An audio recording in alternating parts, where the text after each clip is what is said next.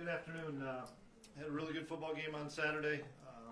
Pleased with how the guys responded, especially in the fourth quarter. It was going to be a four-quarter game after we kind of went back and forth a little bit in the first half and saw how physical it was going to be, and I knew it was going to be that type of game. And so as we talked on Saturday, I thought it was a good game for us, a game that we needed to play for four quarters and be challenged like that, and made a few plays down the stretch and pleased with the win, and came out of it relatively healthy. And so I'm excited about going on the road for the last time in the regular season and going to Missouri State and look for a heck of a game down there. So on to the next one in the Valley.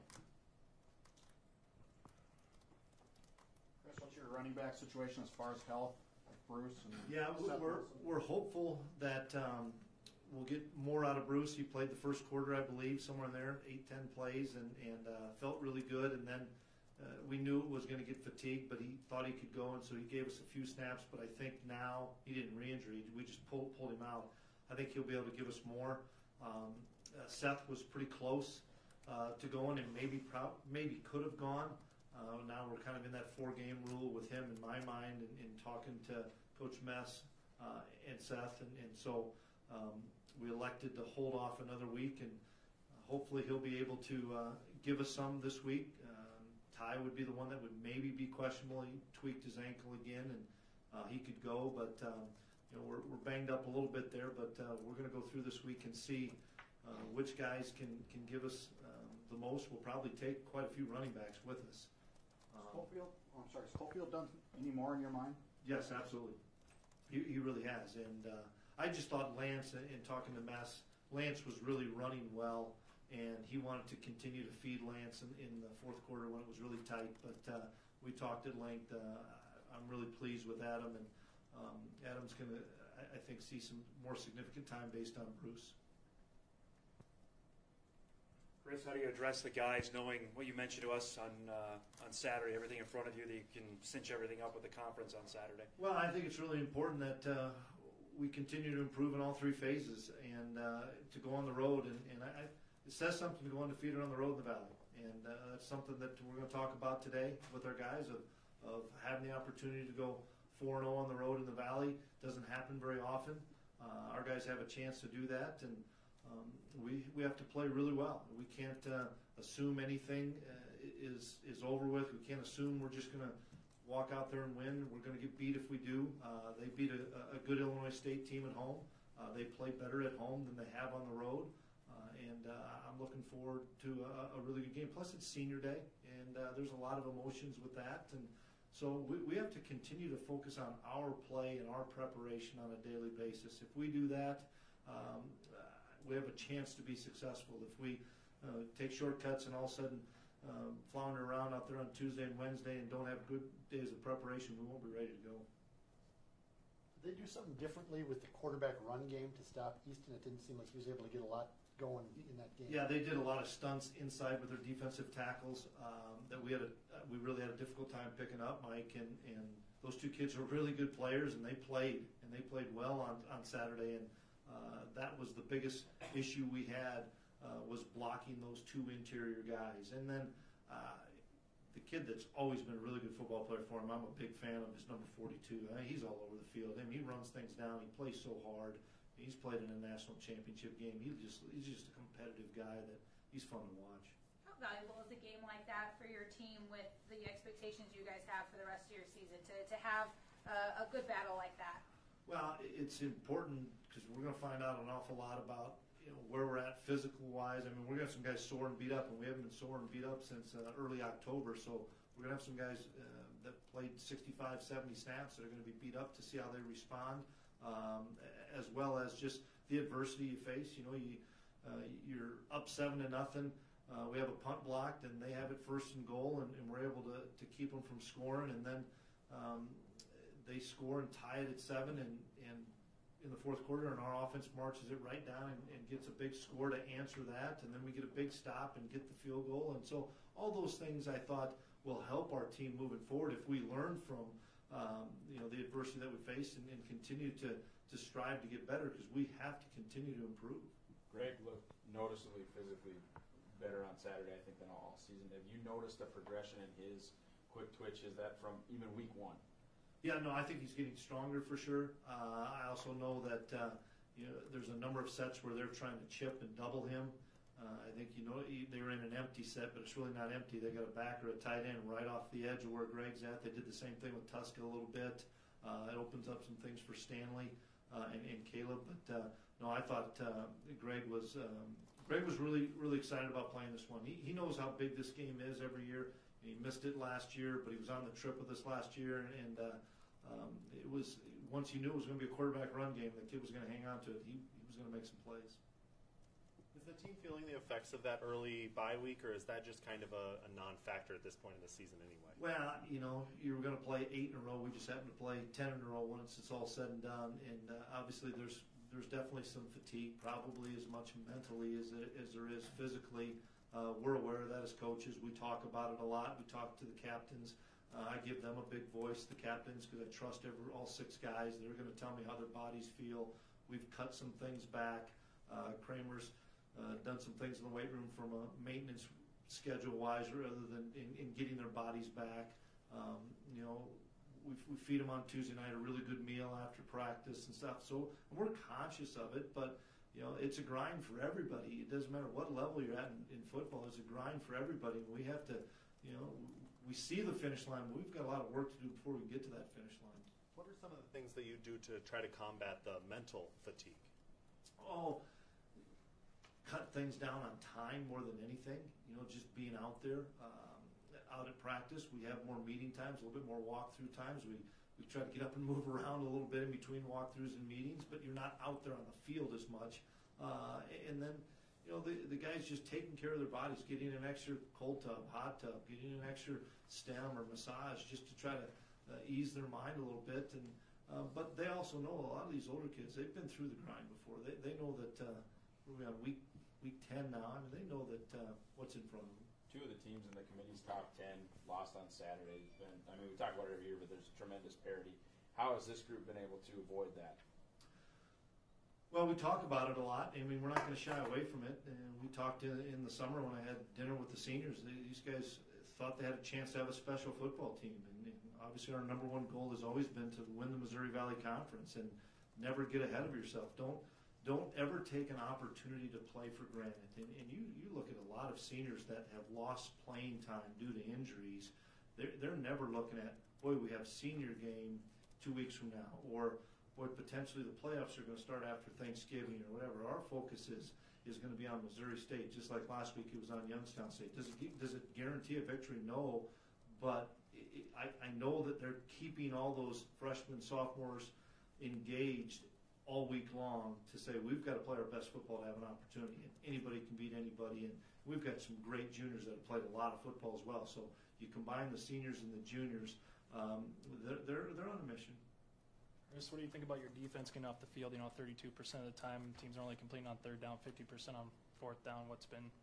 Well, we've been really good on 4th down. We talk about the turnover margin and all those 4th downs that we get off the field early in the game, which was key when they went for it on the 4th and 1. That's a turnover because the 3 points maybe would have been a factor late in the game, but that's a turnover. Obviously, the one at the end of the half when they lost track of the downs, that's a turnover. But we've talked at length for years about field goals won't beat you. Be stout in the red zone, bend but don't break. If somebody makes a play and they made a couple of nice plays, you have to forget about it and move on to the next one. And that's what I was pleased. You take Jalen Allison out of that lineup on Saturday, a 5th-year senior that's been through everything, and you throw Josh Hayes in there. And I thought Josh Hayes played really well. Even when he gave up a play, he came back, forgot about that play, and then made a really nice tackle on the 3rd and 10 that created 4th and 1 to keep him out of the end zone. And I really appreciated how Josh competed. You ever see anything like that? Oh, yeah, absolutely. And I understand. I mean, do you think it's a first down? You're thinking you have the first down, or is it going to be measured, whatever it may be? I mean, it's not easy. You talk about it, and the other thing is the crowd's a factor there. The crowd is what did as much as anything, because I'm sure from the sideline they're screaming, we got to run a play, and he's up there trying to spike it, whether he thought it was first down or 4th down, trying to get the clock stopped, Well, when the crowd's that loud, we're screaming out things as well, and you can't hear anything. So I've definitely seen it's happened to us. Chris, is there a situation where what is a coach? Can you call for a measurement? I mean, or is that not a decision? I mean, can you ask for it? I mean, I know that's You can ask for it, but they're going to make the decision. How does Missouri State's quarterback compare with some of the dual threats you've seen this season? Yeah, I like him. I think he's a really tough kid. He's played an awful lot of football for him. He's another one of the guys that we talked at the beginning of the season that had a returning institution that had a returning quarterback, and they're running him an awful lot. He's run the true option a bunch, and he likes to keep it. And he's a really good thrower. They run a lot of the RPOs, so we have to do a great job of reading our keys, because linemen are going to be downfield and you think it's run, and all of a sudden the ball's going to be thrown past you and you're on that borderline of are they quote illegally downfield or not. We know it's not going to get called. It's just what it is. That's college football now. So you have to be able to read your keys, and you have to be able to keep your focus, because I think he's a really mature guy that understands their offense well. Continue to have very little concern with Cam Peterson? No, Cam will be fine. I mean, he'll be fine. He's fourth-year senior. He'll be all right. When Missouri State's playing well, what are they doing well? What kind of things they do well? Offensively or defensively? Sure. Offensively, it goes with the quarterback. When he's playing well, they're a really good team, and he makes them go. And they're an up-tempo team, so it's all about rhythm, similar to South Dakota. If they get a first down, they're going to get back on the ball and try to get you where you're misaligned or you don't get the call, and it's a speed offense trying to get you confused. And then on defense, I think their front four and their linebackers are really active and they run really well. They're experienced guys. The linebackers are back. We had a hard time with them early in the game last year. They're physical, really really fast athletes, and so it's got to be clicking together, obviously. And last week it didn't for them, but as I'll caution the guys, it didn't for Youngstown against Indiana State, and we got their best shot, and I'm sure we're going to get Missouri State's best shot. You seem particularly irritated on the Brock Robbins call, the block below the waist. Yeah. Is that something you've had a chance to go back and look at, and you feel like that's how you've blocked it forever? It's a 50-50 call, and I've got great respect for the official in that case, because he and I talked, and I've talked to all of them. It's a hard call for those guys. It really is, and sometimes it depends on how the defensive player lands. I don't think we would have told Brock anything different as far as his target line and stuff. And I feel bad for the officials, to be honest with you, because I think it's a really hard call to make. You could have let it go, and Bo might have been upset, or you could have called it, and I would have been upset. And that's the thing. That's a tough play on the officials. Chris, for the younger guys like Babich and Watson that had chances on Saturday, do you throw them right back into the mix this week to make another play? How do you normally go about that? You have to. You try to correct it, where it's hand placement, some of those things like that, and stacking them when they have them beat and different things. But you have to. I mean, they're young guys. In Easton probably made a mistake as a redshirt freshman, and I'm glad we didn't bench him, kept him playing, give him an opportunity. And they feel awful. I understand that. But we've had older kids miss a tackle and stuff, or miss an interception. And so it's part of growing. It's part of the maturity process. But I've seen them do it enough in practice against our players, against good players, that maybe it's one of those cases that's going to help them down the road. Chris, what does it mean for Darius and Jabril to go back into their home state and play against Missouri State? I think it'll be a lot of fun for all our kids from Missouri, the Kansas City area. There'll be a lot of people down there. It's a shorter trip for them, and I'm excited because it gets them a chance to see all their family members, and gives us as coaches that recruited all those guys to get back down there to see. Maybe we've seen a mom or a dad, but not a brother or a sister and stuff. So it's always fun to go down there. 8 in a row, Chris. Can you take 30 seconds, and can you take a few seconds to look at the big picture of 8 in a row? I wish I did. Wish I would, but I probably won't until end of the season. But I know, Jeff, that in this league to say that's pretty remarkable with the parity that we all talk about and we all know. And it's not like there's a bunch of teams blowing everybody out, and it's just an elite group, and then there's a first tier, second tier. It really is. We've seen it all year long that teams that you'd say, wow, that game should go to this team, it doesn't. Or that game should be a blowout, and it's not. It's a tremendous amount of respect for the coaches and the players in this league, and special group of seniors we have, though. Kind of a unique situation to be able to clinch before even the season's out. You talk about your goal. You always pitch that it's win the Valley. How do you kind of go into that? After you've got a game left, if you have achieved that already. That's why you have 24 seniors and 6 captains that will not allow it. And it's true. I mean, we cannot rest and think that we have a bye or a home field or whatever. I don't know how it's going to play out. I don't think anybody. We can all speculate on things. I don't know how it's going to play out. So you better take care of your business. You better make sure that you control your destiny and you control what you can control. And that's what we talk about all the time is control what you can control, the variables you have, attack each day, and find a way to be your best on Saturday against Missouri State, and we'll see what happens.